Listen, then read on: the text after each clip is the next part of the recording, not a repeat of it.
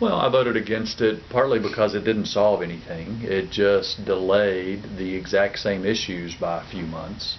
And if we're going to go through all the turmoil that we go through in these situations, you ought to at least make progress. And this did absolutely nothing to make progress.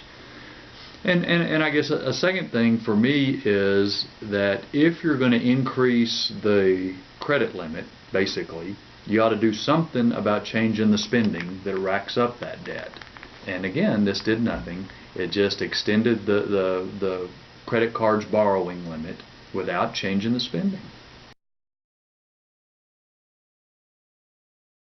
Of all the things from this last episode, I guess the one that is one of the most disheartening to me is I think some people were playing politics with this. They didn't want to come up with an answer. They just wanted to inflict political damage, and to some extent that was successful.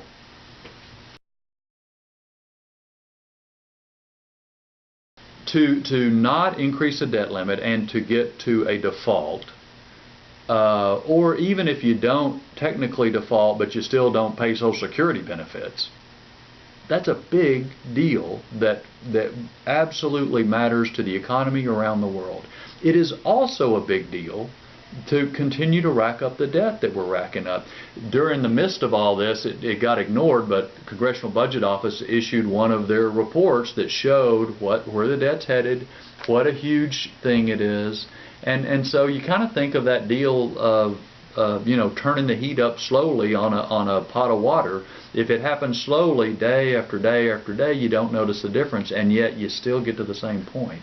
And so, I still hope that these budget discussions that started yesterday, first time in 4 years, you've had the chairman of the Senate Budget Committee sit down with the chairman of the House Budget Committee, and I hope that they can reach some sort of budget agreement with tax reform and entitlement reform and do something about the sequester on defense especially, that will be some steps in the right direction to deal with that debt.